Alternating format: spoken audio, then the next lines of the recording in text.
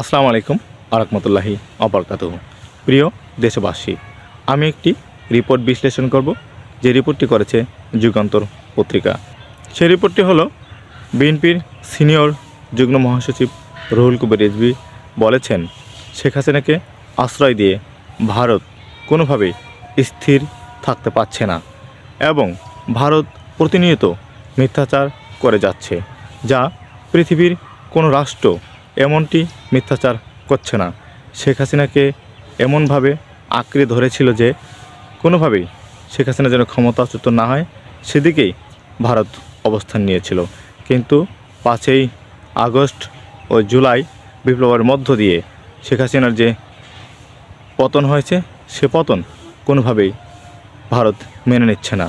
তাই প্রতিনিয়তই ভারত মিথ্যাচার করে যাচ্ছে, যা পৃথিবীর কোনো রাষ্ট্রের কাছে কাম্য নয়, এমনটি ধারণা করছেন বিএনপির সিনিয়র যুগ্ম মহাসচিব রুহুল কবির রিজভী।